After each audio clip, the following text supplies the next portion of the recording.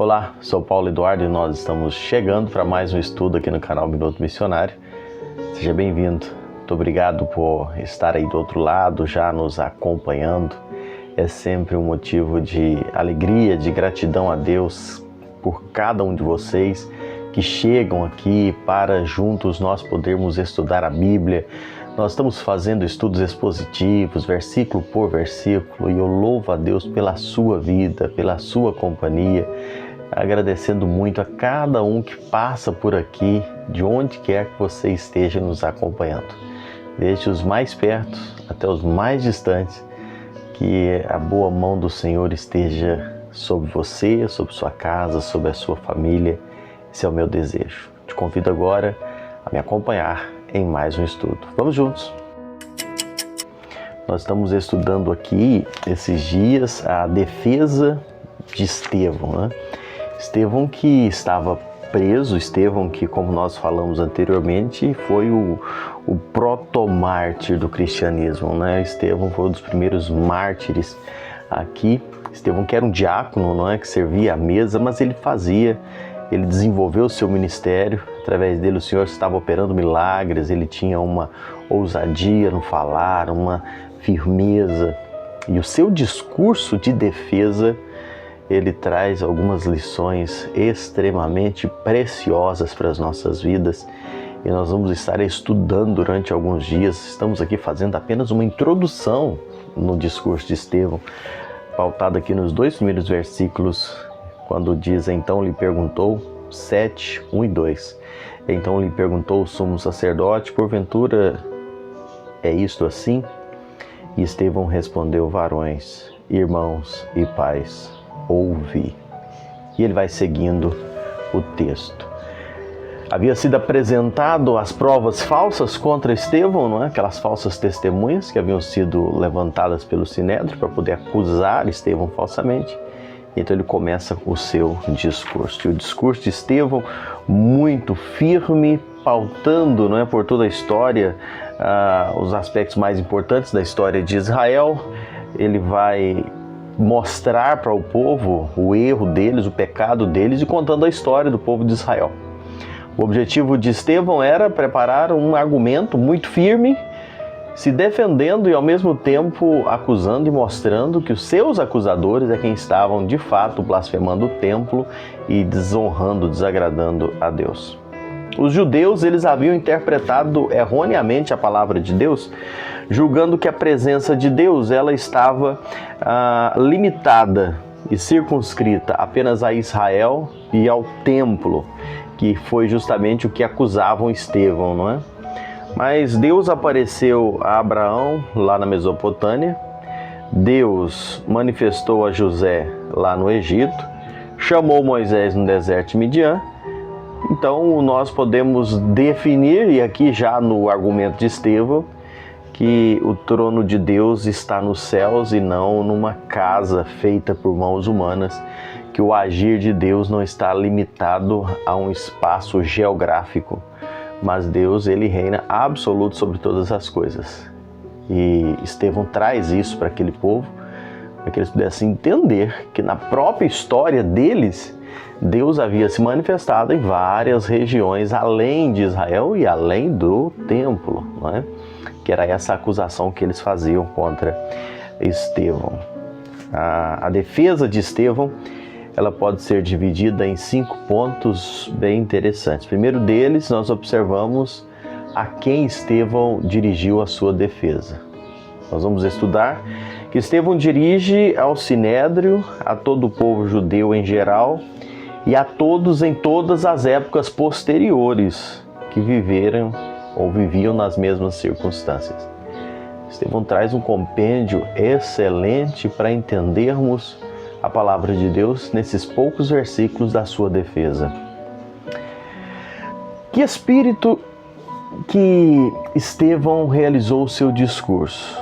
2 atitudes governavam as palavras de Estevão. Primeiro, você lembra que estudamos anteriormente que o rosto de Estevão brilhava e os próprios do Sinédrio disseram como o rosto de um anjo.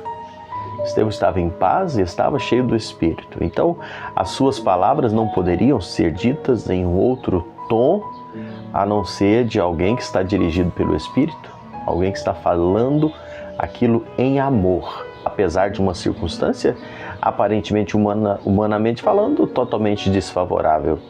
Mas o discurso de Estevão usam palavras como irmãos e pais.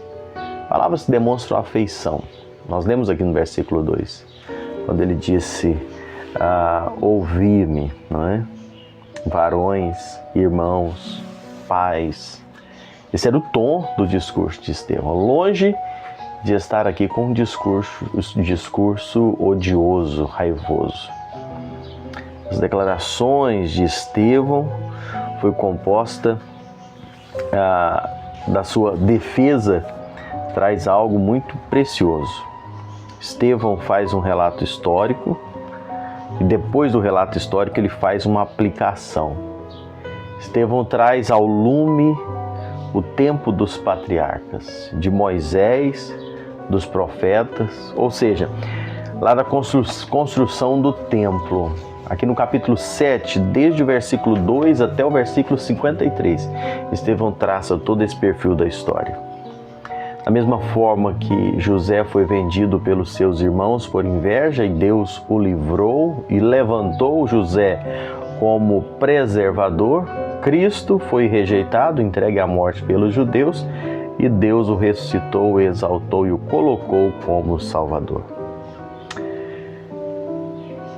Da mesma forma que Moisés foi rejeitado por seu povo como libertador, Deus o levantou como aquele que libertaria o seu povo das mãos do inimigo, livrasse daquele cativeiro amargo. Da mesma forma como que os homens de Israel no deserto preferiram o tabernáculo de Maloque ao tabernáculo que Deus havia ordenado que construísse, e o povo profanou com orgias, não é? Fazendo adoração a outros deuses e não ao Deus verdadeiro. Assim também, eles rejeitaram a Cristo, agarraram-se agora ao templo e aos rituais vazios e sem vida. Esse paralelo Estevão vai traçando, não é? Entre aquilo que Deus levanta e aquilo que o homem faz. E ele vem trazendo isso no decorrer da história até chegar em Jesus, onde, como eu acabei de dizer, ele diz, olha, Deus levantou Jesus e vocês preferem ficar amarrados ao templo e aos rituais religiosos. Essa é o argumento que Estevão vai mostrando, pautado única e exclusivamente nas Escrituras. Como é bom, não é? Diz que a Bíblia diz que nós erramos por não conhecer as Escrituras. A Bíblia fala que nós precisamos ser preparados, nós precisamos estar instruídos na palavra, para que nós não sejamos envergonhados, para que quando alguém perguntar a razão da nossa fé, nós saibamos responder. Estevão tinha essa postura, Estevão sabia responder, porque ele conhecia. Amados irmãos, nós precisamos estudar a palavra de Deus, nós precisamos conhecer a palavra de Deus para sabermos responder a todos. Estevão dá essa lição para nós, Estevão nos orienta sobre isso. Que Deus possa nos dar esse discernimento, esse desejo de buscar mais da palavra de Deus. E aí eu preciso pegar um outro argumento aqui para terminar o nosso estudo também. Deus sempre propõe algo e o homem vai contra aquilo que Deus propõe. No caso aqui, as pessoas estavam trocando Jesus pelo tradicionalismo religioso. Deixaram Cristo, condenaram-no à morte. E as pessoas estavam apegadas ao templo, aos rituais religiosos. Hoje muitas pessoas estão trocando Jesus pelas tradições religiosas, não é? Estão trocando Cristo Jesus como libertador, como salvador, pelas tradições religiosas que foram ensinadas, que foram repassadas e deixam Cristo de lado.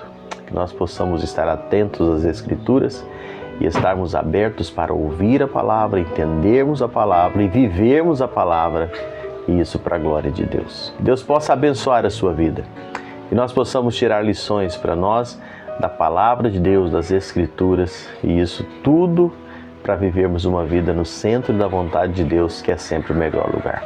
Deus te abençoe. Obrigado por me acompanhar e até o próximo encontro, se assim o Senhor nos permitir.